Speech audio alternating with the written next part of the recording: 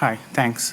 Hello, everyone. I'm Shankar, and here with me is Anant.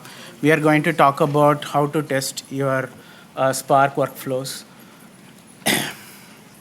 So before we go into how the details of how we can do the testing, let me talk about some of the motivations behind why we developed such a tool. So to do that, let me walk you through a typical day in the life of a data engineer at LinkedIn, right?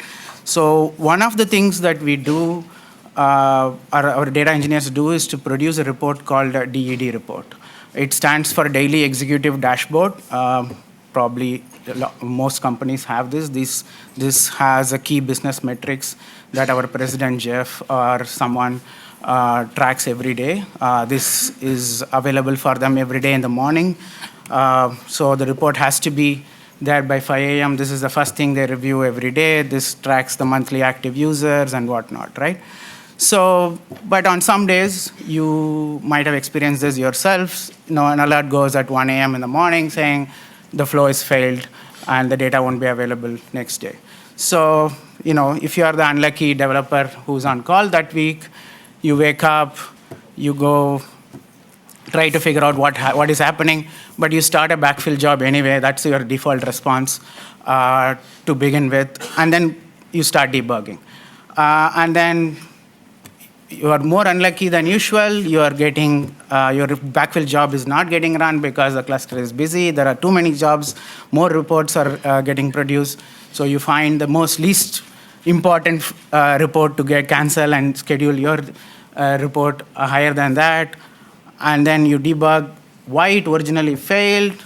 It was daylight savings day. The data was not written in the right hourly partition, and that's why your job failed. You figured that out. That was a happy day. So at the end, at least you got the report produced by 5 a.m. But some days you're not so lucky and you can't figure out the issue, or the backfill job also fails and there is no report on that day, right? And when that happens, I couldn't get an official picture of our president, Jeff, but this is a close resemblance. At least on the days when he doesn't get the report, right? So that's, we want to avoid such situations, so let's see what we can do. And this is a hard enough problem in itself, but we have, this is made more complicated at LinkedIn for us by this kind of setup we have. We have tens of clusters, and each of them running typically different versions of Spark. Some are in 1.6, some are in 2.1, and some are trying 2.2 or playing with it. So there are different versions running and different clusters. Each of these clusters are quite big. We have thousands of machines in each of them. And we have a large user base, thousands of people who write jobs on these clusters. We have hundreds of thousands of flows running every month. So all of this makes the problem harder, because at this scale, if you have to make sure all of these flows are regularly running and producing the data correctly every day or every week whenever they run, it's going to be, you need some kind of an automated solution rather than relying on people to wake up every time it happens. And these are important flows. These are not just some ad hoc analysis flows that I'm talking about. I already talked about the DED report that is very important to our executives. In addition, some of these flows power user-facing features. For people who have used LinkedIn, you might have seen a feature called People You May Know, which is how we actually increase our membership, right? We basically keep saying, oh, you might know this, you get connected to the other person. And there's also another interesting feature you might have seen, who viewed my profile. These features are directly powered by these flows that are running on our cluster every day. And whenever these flows are failing, your data you get and the relevance of the results that you get are lagging behind, and we see user satisfaction dropping whenever it happens. So this is something we track very closely. So that's the problem. So, but even if there is no even if you do everything right, right? I mean, even if you are writing the right high quality code and making sure it's, there is no issues from your code side, it's not always in your control. Like every now and then you wake up to find a new nightmare descending upon you. And this is because we are living in a world that is constantly changing, right? We don't control all the things that are happening. A cluster gets upgraded, it's not something in our control, or as I mentioned, data rate savings or some other reason, data partition gets changed, and that obviously affects your flow. Or something like a TensorFlow comes, or a few years back, something like Spark came, and people have to go and rewrite the code in a new technology, pretty much to take advantage of the new capabilities and efficiency that brings it in. And it could be at sometimes as simple as just a newer version of Goa library or something like that that could wreak havoc in your pipeline. So I could go on and on, but you get the idea that these are some of the examples of what could go wrong. I mean, what could change that could affect your pipeline. But when something changes, does it affect your pipeline? Do you know that? But a lot of times we don't even know that. Like, you don't know what your dependencies are most of the time.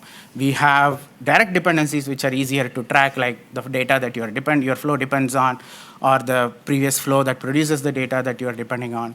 But sometimes these hierarchy of dependency go multiple levels. Like, you can have a flow that is producing the data you are dependent on, and there is another flow that is producing that data. So you have the entire lineage of flows that you're depending on, and somewhere something changed and your flow is failing, right?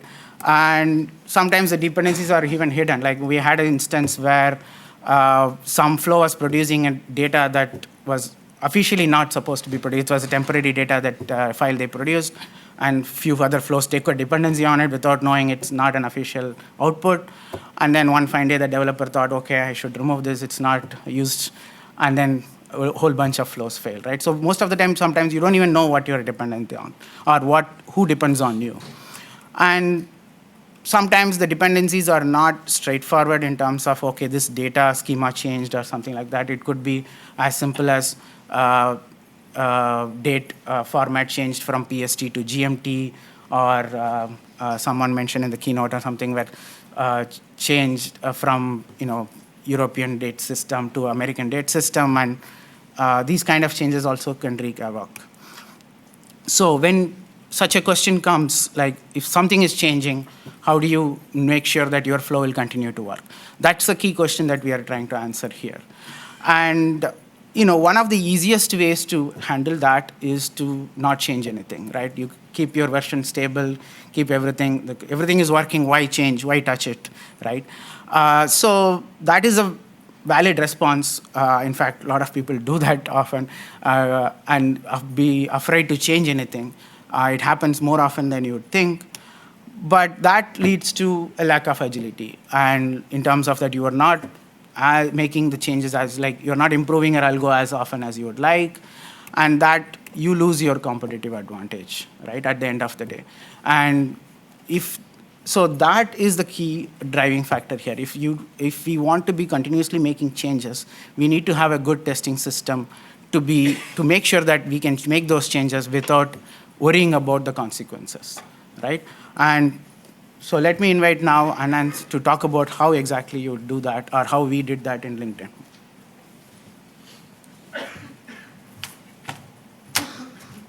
Yeah, thanks, Shankar. So, hi everyone. I am Anant and I work at LinkedIn. So, I'm going to talk about the overall architecture of our workflow testing framework. What are the different components involved in the framework, how these components interact with each other, and then I'll go into detail of each component. So, what does a testing framework or a workflow testing framework needs to have? Well, first of all, we need some way to programmatically write our workflows. So we can do that using a language called Azkaban DSL. I'll talk more about Azkaban DSL in the later slides. How does it look like? How can we write Azkaban DSL and so on? So once we have written our workflow definition using the Azkaban DSL, it makes sense to write our test definition using the same language as well. So we'll write our test definition using Azkaban DSL again. Once we have the workflow definition and the test definition, we need some test execution environment. Now we have a couple of options for that. Either we can have our test execution environment as the local environment, or we can have it in an environment which is very similar to production. So if we have a test execution environment as a local environment, our test can run really fast, but again, it might not be able to produce the issues that might occur in production. If we have a test execution environment similar to a production environment, there might be some latency issues, but we will be able to catch most of the issues that might occur in production. So in our case, we are using Azkaban as our test execution environment. So for those of you who don't know about Azkaban, Azkaban is basically a batch workflow scheduler. It is very similar to Apache Uzi or Airflow if you have used it. So next is the test data. Like what kind of test data do we need to test our workflows? So we can either have the test data locally, we can produce the test data, upload it to our test execution environment and run our workflows, or we can directly have our test data in HDFS. So in this case, we will have the test data in HDFS. So this is how the overall architecture of our testing framework looks like. Now I'll show you how does Azkaban DSL look like. So if you look at your screen, this is how we write a workflow in Azkaban DSL. We have written a workflow with the name workflow1. So this workflow has a couple of jobs. Both of these jobs are Spark jobs right now, but there can be multiple kinds of jobs. There can be a pig job or Spark job, Hive job, and so on. If you look at the first job, job 1, you can see there are certain properties of that job. So you can see there is a uses parameter and executes and jars. So if you look closely, these are the command line parameters that you basically pass to the Spark submit command when you run a Spark job. So at runtime, this whole Azkaban DSL is compiled into Azkaban configuration files, and then Azkaban runs this workflow. Now, when I'm saying a workflow, that means it's a DAG of jobs, right? So there is a dependency of job 2 to job 1, and then your overall workflow depends on the output of job 2. So visually, this will look something like this in Azkaban. So there's a linear dependency between job 1 and job 2. So now we know how to programmatically write a workflow definition, but so what do we need our test definition to have? Like what are the features our test definition should have? Well, first of all, we should be able to write a name test. We should be able to define a test, give it a name, so that later on we can just call that test with a given name and run it. So we can do that using this construct called workflow test suite, and I can give any name to it. So I have given test1 as the name of this particular test. Now, once we have written this workflow test suite, so like any other testing or unit testing framework, when you are testing a function, you basically call that function, right, with different parameters. So in this case, the function here is the workflow itself. So we can call the workflow using a construct called add workflow, and you can just pass the name of the workflow as a parameter here. So in this way, we can just call that workflow, calling it just like we call it a function in unit tests.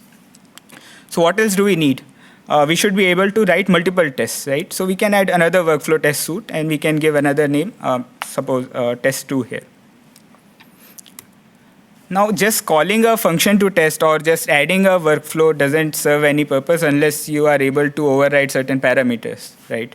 So workflow in itself doesn't have any parameter, but a workflow has multiple jobs, and as I described in the previous slides, a job can have multiple properties. So if I want to overwrite a certain property of a job, I can just look up that job. So in this case, the name of the job is count by country. So I can just look it up using the lookup function, and I can override parameters such as the input data or the output data. I can give the part2 test data as input data, and the part2 some location, which is not our production path. Now, apart from the input data and the output path, what else do you want to override? So I'll give you a real-world example. So as Shankar mentioned, at LinkedIn, we have tens of clusters, and we have multiple versions of Spark floating around in those clusters. Now, some of these clusters, they are upgraded now. Some of these clusters, they are upgraded at some later point in time. So it happens that we are running different version of software in different clusters. We might have a different version of Spark in our development cluster. We might have different version of Spark in our production cluster. Now, as a developer, as a Spark developer, my code should be able to run on the development cluster as well as the production cluster. So how can I make sure that whatever code I'm writing, it runs on my development cluster and the production cluster as well? So basically, I can write multiple tests. I'll write one test for each version of Spark, and then I'll overwrite the Spark version in each of my tests. So as you can see here, I have written two tests. The first test will test my code with Spark version 1.6. The second test will test my code with Spark version 2.1. Now what I have done here is I have just overridden the property spark.version to 1.6, and in the second test, I have changed it to 2.1. So when I run these tests in Azkaban basically sees the Spark version and run my test against those versions of Spark. So in this way, I'm able to test my code against different versions of Spark. Now, any testing framework is incomplete without assertions. So assertions basically allow you to validate the output of your test. They also allow you to pinpoint the exact cause of failure or the point of failure. So if you have like 5 assertions and your third assertion failed, you know where to look for the failure. But why do you need assertions in a framework like this? Why do you need assertions in a workflow testing framework? So I'll tell you a true story.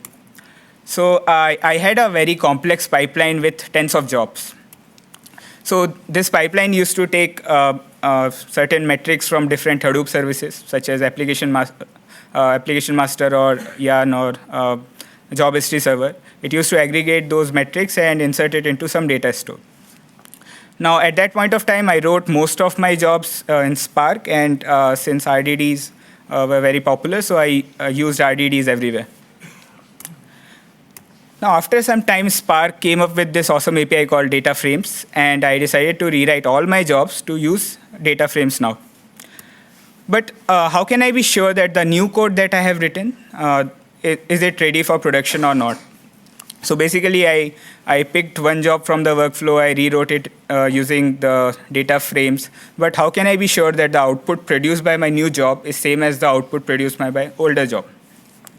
So what did I do? I wrote multiple tests, and I added assertions on top of those tests. So basically, after I rewrote all my jobs using data frames, all of my tests succeeded, and at that point of time, I could say that, okay, I have successfully migrated from using RDDs to data frames. But what kind of assertions or what kind of validations can you have in such a framework? Well, you can have different kinds of checks. First of all, you can have a record level check, which is basically you will go to each record and do some sort of validation there. Or you can have aggregated checks. So before doing any aggregation, you might want to transform your data. You might want to aggregate the data, distribute the data before performing any sort of validation. Or you can assert against any expected schema or any expected data. So to give you an example, how does a record level validation might look like? So consider your test output is a table with only 2 columns. The first column is the country code, and the second column is the number of members from that country. Now, we all know that the number of members from each country, they can't be negative. So this is a very simple assertion that we might want to do on each record. So how can I write assertions on top of my test? I can write another workflow, and I can do that using assertion workflow construct as shown here. So this is like a very simple workflow, but the only difference is that this workflow will run whenever my test finishes. So once the output of my test has been generated, this assertion workflow will run, and it will try to validate the output. So in this case, I have this assertion workflow, and I have a Spark job, which will basically validate the output of my test. So this Spark job does nothing. It just goes through each of the record, and it finds out how many records have the second column as non-negative, and it should be equal to 0. You can also have aggregated validations. So consider your team had a binary spam classifier called C1, and it used to classify 30% of the test output as spam. Now, recently you wrote a new classifier C2, and you know that it can deviate at most 10% from that. So it can either classify at least 20% of the input as spam or at most 40% of the input as spam. But how do you validate? How do you know that the C2 is performing as expected? So again, you can write test and you can add assertions on the output saying that it should classify at least 20 or at most 20, between this range. Yeah, so till now we talked about how to write the workflow definitions and the test definitions, but how do we actually execute it? So as I mentioned, Azkaban DSL. So Azkaban DSL comes packaged with a plugin. It's a Gradle plugin called Hadoop plugin. And it basically compiles the DSL into Azkaban property files. It uploads to Azkaban, runs all your tests, and it fetches the result right in your terminal. So we have a command called Azkaban test, and when we run it, we execute all our tests, and we get the output right on our terminal. So you can see a sample report here, where I have run a test called test count by country, and it has succeeded, and it had 2 jobs, and both the jobs have succeeded. So any testing framework is incomplete unless you can test all the code which goes to production, right? So whenever a developer writes a new Spark code or any code, and he wants to check in, your test should run, and if the test fails, you should not check in the code. So at LinkedIn, we have an auto deployment process for Azkaban artifacts. So we have added this testing framework as part of the deployment process. So whenever the deployment process runs, we will run all the tests, and if any test fails, we will fail the artifact deployment as well. So in this way, we make sure that no untested code goes to the production. So now we'll talk about a little bit about the test data, what kind of test data you might want to use for this kind of framework. And so first of all, you can directly use real data, but the problem is that real data is very large, and it will take a very long amount of time to run all your tests. You can use randomly generated data, but the problem there is that it's not equivalent to real data. You might not be able to catch the issues that you might be able to catch using the real data or the production data. The third option is you can manually go and create the data. You can cover all the cases by manually going and creating the data, but the problem here is that it's too much of an effort from a developer side. Like, you don't want to spend your resource writing test data. So in our experience, we found out that sample data is probably the best candidate for our test data. So we use sample for this overall testing framework, but not just any sample. So there are some requirements on the sample data as well. So first of all, it should be representative of the real data so that you can catch real world issues. It should be smaller in size so that you can run your test pretty fast. There should be an automatic way to generate the test data, because whenever the fresh production data comes, you should automatically get the test data. It should be shareable. So if your team has created some sort of test data, other teams should also be able to leverage it. And it should be discoverable. So if you have a data set and you want to get the test data, you should be able to find out whether the test data or the sample data already exists for this particular data set. So with this test data, our overall workflow testing framework is complete. And now I'd like to call Shankar for the road ahead. So let me, we talked about a bunch of things we wanted to do in the beginning, and Anant has described what we have developed so far. It's working fairly well for us, but there is still a lot more work to be done. A couple of things I'll highlight that we are currently focusing on. One is the execution environment. He talked about Azkaban being our execution environment, or a real cluster being our execution environment. It does, while it's a simple and easy way to get started, it has its problems. It's not a sandboxed environment. Hence, if one test output could influence, or some other data that is left over could influence the results of your test if you're not careful about the hidden dependencies that I was talking about. And so what we wanted to do was to create an on-demand cluster or a miniature cluster for testing, which could act as a sandboxed environment, which could replicate production settings, and which could be saved and restored from its current state so that you don't recreate this setup too often. and ideally be able to run on a single box for dev testing scenario. That's something we are working on in getting such a setup going. The other aspect that we are focusing on right now is the data validation. So we have the data, the kind of validation jobs that he mentioned. But the problem with those is that individual users are writing their own validation jobs. And most often, these are duplicated. Like the people who are operating on the same data have most of the time similar validation logic that they want to do. And they end up writing their own code to do that. So what we want to do is to consolidate that into a single place where we can have validation. And we think it can be best represented in the schema itself as annotations. And so that we can then automatically validate that data both on read and write. And this need not be limited to testing alone. It can be even serve as a contract even for production. When data is getting produced, originally we can validate the same. These are some of the things that we currently are thinking about. There is a lot more improvements, of course, we can make. Most of what we talked about is already open sourced. The links are here.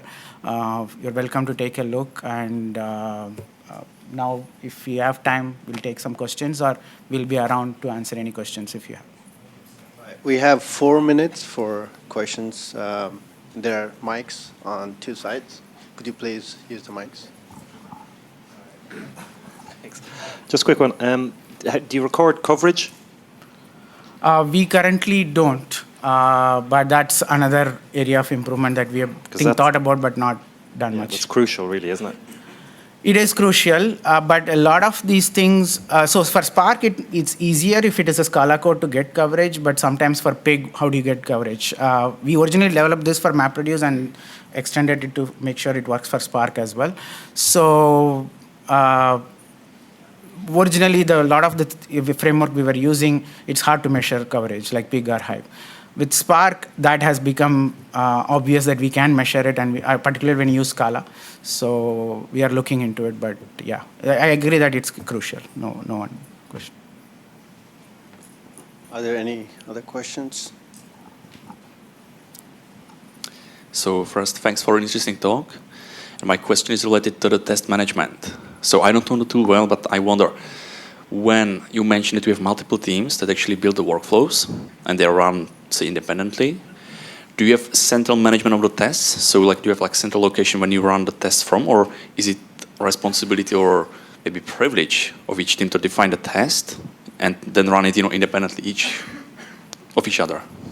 Yeah. What we have currently is we don't have a centralized test management system. What ends up happening is individual teams are testing their flows through their own deployment level validation or having their own automation to run them. But that's something that we have been thinking about as well. This is since we are using a centralized DSL language and all our code are in code repository that is checked in. It is easy for us to just update this information into a centralized database and execute them if we wanted to, but that work hasn't been done yet. Okay, thank you. And how much time does it take to run these tests? It seems a bit that you have to deploy to Azkaban and then it does some magic and then you get back results. Is it like 5 minutes or half an hour or 5? So typical tests that we have running is somewhere between 15 minutes. 15 minutes is what we recommend. It depends on what people write, right? And particularly, we don't enforce that they have to use sample data, although we strongly recommend it. Sometimes people might use real data, and that might take quite some time. But typically, most people have written tests based on like 15 minutes and to 30 minutes. And our deployment automation that pre-runs the test has a timeout of 1 hour. So if any test runs beyond 1 hour, it's considered bad or canceled and failed. But it depends on people who write the test. Some tests are runs longer, but we skip them in our automation by tagging them differently. I think we probably have time for one more question. Last question. as you mentioned that there are dependencies hidden or otherwise, so do you do regression testing of the whole process every now and then, or? Yeah, as I said, as Anant was mentioning, every deployment, a new version of your code gets deployed, runs all these tests. That is currently on a reactive basis in the sense I run my tests for my code, right? Like he was mentioning, what we want to get there is when some upstream component wants to change or is changing his contract or he's changing something from his side, he wants to be able to take all the flows that are dependent on him in the full lineage and get all the tests that are defined for all of those flows and run a full pass before he makes that change. So that is the next level that we want to get to. Currently, it's individually, we run our, like individual flow owner runs their test, but it should be the other way around eventually. All right, that's all the time we have. We both will be around, so you can. Yeah, they'll be available around here, and you can ask your questions. The next session starts after 10 minutes, so we'll allow some time for new speakers. But yeah, let's give another round of applause to Anant and Shankar.